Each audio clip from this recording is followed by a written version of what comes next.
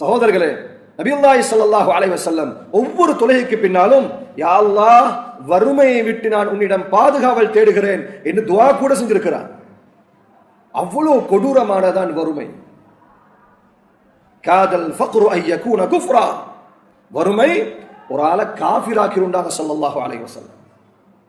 சகோதர என்பர்களே, அப்போ இந்த வறுமை ஒழிப்புக்காக வேண்டி நாடளாவிய ரீதியில் உள்ள புத்திஜீவிகள் எல்லா மக்களும் நமக்கு வழிகாட்டல்கள் பண்ணுவாங்க.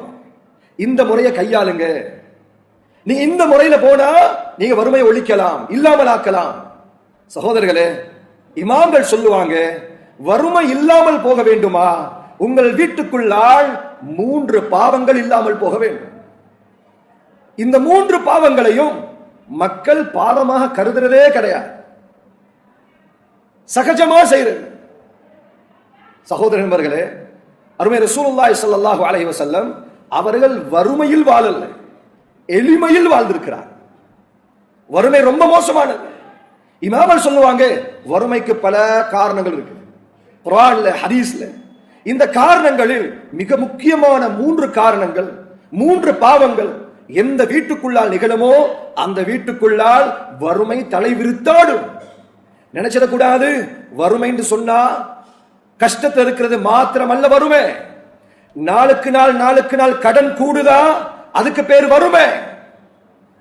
வீட்டுக்குள்ளால் கோடிக்கணக்கான சொத்துக்களை கொட்டினாலும் நிம்மதி இல்லாம இருக்குதா, அதுக்கு பேர் வறுமை. சகோதரர்களே, முதலாவது சொல்லுவாங்க அஸ்ஸரஃப், வீண் விரயம் செய்தல். எந்த வீட்டுக்குள்ளால வீண் விரயம் செய்யப்படுதோ, குர்ஆன் அல்லாஹ் சொல்கிறான், மனிதர்களே நீங்க தாராளமாக சாப்பிடுங்க, நீங்க தாராளமா சாப்பிடுங்க, தாராளமா குடிங்க. யா அய்யுஹல்லதீன ஆமனூ குலூ மின் தய்யிபாத்தி மா ரஸக்னாக்கும், நாங்க தந்த ஹலாலான சாப்பாடுகளை நீங்கள் தாராளமா சாப்பிடுங்க. ஆனா அல்லாஹ் சொல்றான், வலா துஸ்ரிஃபு, நீங்க இஸ்ராஃப் செஞ்சிரவானா, வீண் விரயம் செஞ்சிரவானா. நிச்சயமாக வீண் விரயம் செய்யக்கூடியவர்களை அல்லாஹ் நேசிப்பதில்லை, அல்லாஹ் அவர்களுக்கு இரக்கம் காட்டுவதில்லை. சகோதரர்களே, நண்பர்களே, எம்முடைய வீடுகளுக்குள்ளால் எங்களுடைய மனைவிமார்கள், வீட்டு பெண்கள், சமையற்காரர்கள், இவர்களுக்கு நாங்கள் கட்டாயமாக கடமையாக்க வேண்டியது என்ன? சாப்பாடு போதாமல் போனாலும் பரவாயில்லை, வீண் விரயம் வந்துடக்கூடாது. சாப்பாடு டஸ்ட்பினுக்கு போக கூடாது. எத்தனையோ வீடுகள்ல சுப்ஹானல்லாஹ் பிள்ளையுடைய பெம்பர்ஸும் ரொட்டி துண்டும் ஒரே டஸ்ட்பின்ல. கான்ல பார்த்தா சோறு, சிங்க்ல பார்த்தா சோறு. எத்தனையோ மாமிசங்கள் ஃப்ரிட்ஜ்லயும் அங்கேயும் இங்கேயும் மாத கணக்கில் வச்சு அது உக்கி போன பின்னால அதை அப்படியே டஸ்ட்பினுக்கு வீசுறது. முஸ்லிம்கள் சரளமாக வாழக்கூடிய பகுதியில தான் அதிகமான சாப்பாடுகள் இஸ்ராஃப் ஆகிறது. குர்ஆனில் அல்லாஹ் சொல்கிறான், இன்னல் முபذிரீன கானூ இஹ்வானஷ் ஷயாத்தீன், நிச்சயமாக வீண் விரயம் செய்யக்கூடியவர்கள் ஷைத்தானுடைய உடன்பிறப்புகள். பாத்ரூம்ல தண்ணி சொட்டிக்கிட்டே இருக்கு, அந்த தண்ணியை டெப்ப ஆஃப் பண்றதுக்கு ஒரு ஆள் இருக்க மாட்டான், அந்த டெப்ப சரி செய்யறதுக்கு ஒரு ஆள் இருக்க மாட்டான். சகோதரர்களே, எத்தனையோ நாடுகள் தண்ணிக்கு திண்டாடுறாங்க, காசு கொடுத்து தண்ணி வாங்குறாங்க. அல்லாஹ் சொல்கிறான், என்னுடைய முஹம்மது ஸல்லல்லாஹு அலைஹி வஸல்லம் அவர்கள் சொல்கிறார்கள், நீங்கள் வீண் விரயம் செய்ய வேண்டாம். ரசூலுல்லாஹ் ஸல்லல்லாஹு அலைஹி வஸல்லம் அவருடைய பகல் உணவுக்காக வேண்டி ரொட்டியும் அதுக்கு ஆழமாக வினாக்கிரியும் தேனும் வைக்கப்பட்டது. வினாக்கிரியும் தேனும் சொன்னாங்க ரசூலுல்லாஹி ஸல்லல்லாஹு அலைஹி வஸல்லம், உதுமானி ஃபீ இனா, ஒரு சாப்பாட்டுக்கு 2 ஆணமா, ஒரு ஆணத்தை எனக்கு இரவைக்கு வைங்கண்டா. அவங்களுக்கு விளங்குது, இந்த ஒரு ஆணம் எனக்கு போதும், 2வது ஆணத்தோடு சாப்பிடுவது வீண் விரயம். சகோதரர்களே, எனக்கு விளங்குது, இந்த சாப்பாடை நான் சாப்பிட ஆரம்பிக்கிறேன், ஆரம்பிக்க முன்னால எனக்கு கணிக்க முடியுது, எனக்கு யூகிக்க முடியுது, இந்த சாப்பாடை நான் சாப்பிட முடியும். 5 பேர் ஒரு சஹன்ல உட்கார்ந்தா 15 பேர்ட்ட சோத்தை கொட்டுறது. அதுல இருக்கிற எல்லா சாப்பாடுகளையும் ஒன்றா கொட்டி கடைசியில தின்ன முடியாம அதை அப்படியே சுத்தி சுஃப்ரான கொட்டி அதை அப்படியே சுருட்டி வீசுறது. சகோதரர்களே, நம் நம் எச்சில் சாப்பாடுகளை சாப்பிடுவதற்கு வெளியில் ஒரு கூட்டம் காத்துக் கொண்டிருக்கிறார்கள். அவர்கள்ட்ட போய் கேளுங்க, பசிட வழி என்ன, பசிண்டா என்ன, அதன் அவமானம் என்ன. எத்தனையோ பெண்மணிகள் பால் கொடுக்கிற குழந்தையை தூக்கிட்டு கை நீட்டுறாங்க. அவர்களுடைய மானம், அவர்களுடைய மரியாதை, கௌரவம், குடும்பம் எல்லாத்தையும் தூக்கி பின்னால போட்டுட்டு அவர்கள் வயிற்று பசிக்காக கை நீட்டுறாங்க. சகோதரர்கள், நிக்காஹ் என்ற பெயர்ல, வலிமா என்ற பெயர்ல சகோதரர்களே சாப்பாட்டுக்கு நடக்கிற இஸ்ராஃப் ஆச்சரியமா இருக்கு. அல்லாஹ் தண்டனை இறங்காம இருக்கு. சகோதரர்களே, நாங்கள் தடுக்காவிட்டால், குடும்ப தலைவர்களாக நாங்கள் எச்சரிக்கை செய்யாவிட்டால் இதே நிலைமை அல்லாஹ் பாதுகாக்க வேண்டும். எங்களுக்கும் உத்தரவு. வரலாறுல பதிவு செய்யறாங்க, அப்துல் மலிக் பின் மர்வான் 5 தலைமுறை மன்னர் பரம்பரை, வாப்பா, அப்பா, பாட்டன், முப்பாட்டன் எல்லாமே மன்னர் பரம்பரை. ஆனா அப்துல் மலிக் பின் மர்வானுடைய பேர பிள்ளைகள் மஸ்ஜிதுக்கு வெளியால் யாசம் கேட்டதாக வரலாறு இருக்கு. யாசம் கேட்பாங்க, இந்த மஸ்ஜித் என வாப்பா கட்டினது, காசு கொடுங்க. சகோதரர்கள் என்பர்களே, எங்கள் குழந்தைகளுக்கும் கற்றுக் கொடுங்க, சிம்பிளா வாழ கற்றுக் கொடுங்க. சின்ன சாப்பாடா சாப்பிட்டு உறங்க கற்றுக் கொடுங்க. சொகுசு ஒரு காலமும் வெற்றிக்கு வழிவகுக்காது. வாப்பா இல்லாத காலத்துல அந்த புள்ள சொந்த கால நிற்பார். போதும் என்ற மனசு நிரப்பம் அவர்கிட்ட இருக்கு. சகோதரர்கள் என்பர்களே, இது முதலாவது பாவம். இரண்டாவது பாவம் துனூபுல் ஹலவாத், தனிமையில் செய்யக்கூடிய பாவங்கள். தனிமையில் செய்யக்கூடிய பாவங்கள் கரையான் அரிப்பதை போல் நம்முடைய சொத்துக்களை நாளாந்தம் அரிச்சுக்கிட்டே இருக்கு, வீண் செலவுகளை உண்டாக்கும். ஃபுதைல் பின் இயாத் ரஹ்மத்துல்லாஹி அலைஹி அவங்க சொல்லுவாங்க, நான் அல்லாஹ்வை மாறு செய்கிறேன், அதனுடைய தாக்கத்தை ஃபஅஜிது அஸரஹா ஃபீ ஹிமாரி வ ஃபீ இம்ராத்தி வ ஃபீ ஃபஅரி பைதி. சொல்றாங்க, நான் அல்லாஹ்க்கு மாறு செஞ்ச பின்னால அதன் தாக்கத்தை என் வாகனத்தில் கண்டுகொள்கிறேன். திடீர்னு எங்கேயாச்சும் போய் மோதிக்கிது, எங்கேயாச்சும் ஒரு செலவு இழுத்து வைக்குது. அதேபோல் என் மனைவியிலையும் காணுகிறேன், திடீர்னு வாயடியா மாறிடுறான். நல்லா இருந்த பெண் சொல்லிவிட்டு சொன்னாங்க, வஃபி ஃபஅரி பைத்தி, என் வீட்டு எலிகளிலும் காண்கிறேன். என் வீட்டு எலி அதனுடைய சேட்டைத்தனத்தை அதிகரிக்கும் என்ற தனிமையிட பாவத்தை பொறுத்து. இப்னு இயாத் ரஹ்மத்துல்லாஹி அலைஹி அவங்க சொல்லுவாங்க, வட்டியோடு சம்பந்தப்படுற என்னுடைய சொத்தில் அநியாயம் கலந்திருக்குது, கொடுக்க முடியுமா இருந்தும் நான் கடனை கொடுக்காம இருக்கிறேன். சகோதரர்களை, இதெல்லாம் தனிமையிட பாவங்கள். நான் ஒரு தகப்பனாக, நான் ஒரு தாயாக என் குழந்தைகளுக்கும் நான் ஏவணும், மகள் நீங்க மொபைல் யூஸ் பண்ணணுமா, மகள் நீங்க போன் யூஸ் பண்ணணுமா, நீங்க ஹால்ல வந்து யூஸ் பண்ணுங்க, நீங்க ரூமுக்கு கொண்டு போவானும், நீங்க ரூமுக்கு கொண்டு போக வேண்டிய தேவை இல்லை. பனூ இஸ்ரவேலர்கள் குரங்குகளாகவும் பன்றிகளாகவும் உருமாற்றப்படுவதற்குரிய காரணம் குர்ஆனில் அல்லாஹ் சொல்கிறான், கானூ லா யதனாஹூன அம் முன்கரின் ஃபஅலூ, அவர்களுக்கு மத்தியில் நடக்கும் பாவங்களை கண்டும் காணாதது போல் இருந்தார்கள். வாப்பா சொல்றது பர்சனல், பிள்ளைகள்ட்ட பர்சனலா தலை போடக்கூடாது. சகோதரர்கள் நண்பர்களே, ஒரு காலம் அதே புள்ள சோதனையாக மாறின பின்னால அந்த நேரம் விளங்கும், குர்ஆன் சொன்னது, ஹதீஸ் சொன்னது, நான் குழந்தையை பெற்றெடுத்தேனா நானும் பாவம் செய்யக்கூடாது, என் குழந்தைகளையும் பாவிகளாக ஆக்கக்கூடாது. அவன் திருந்திக்குவான். இல்ல இல்ல, எந்தெந்த தாய் தந்தைமார்கள் தங்களுடைய குழந்தைகள் பாவம் செய்ய விட்டு விட்டார்களோ அல்லாஹ் சொல்லுவான், வகிஃபூஹும், நிறுத்துங்கள் அவர்களை, இன்னஹும் மஸ்ஊலூன், அவர்கள்ட்ட பல கேள்விகள் கேட்கிறது, அங்க தாண்டி போக இயலாது, ஒரு கூட செக் பாயிண்ட் இருக்குது, எல்லாத்துக்கும் வகை சொல்லணும்.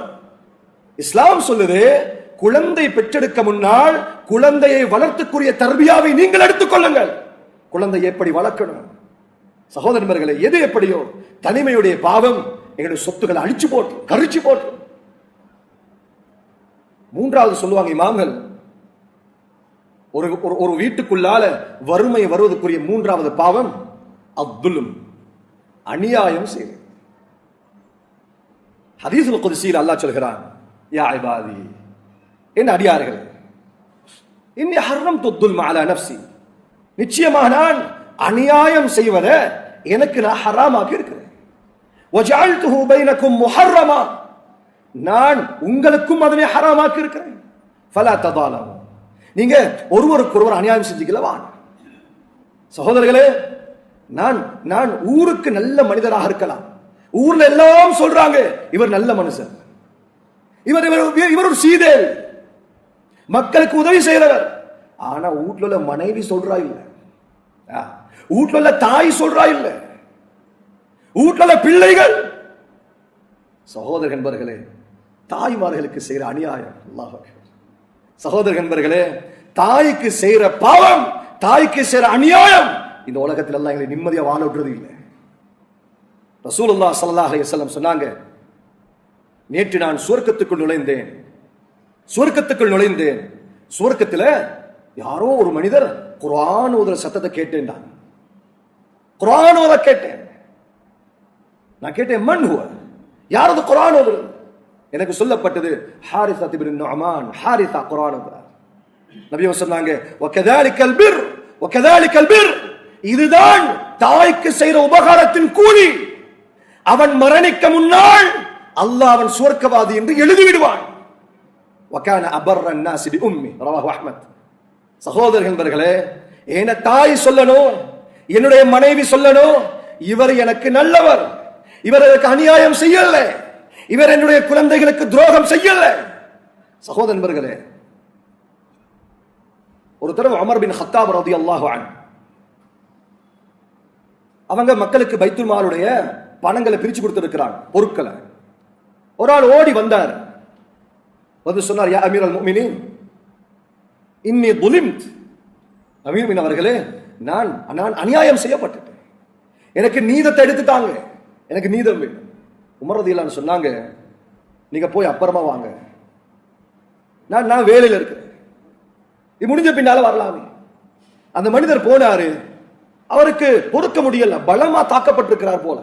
திரும்பி வந்து சொன்னாரு, யா அமீருல் முஃமினீன் இன்னி துலிம், நான் அநியாயம் செய்யப்பட்டிருக்கிறேன், எனக்கு நீதம் தான்.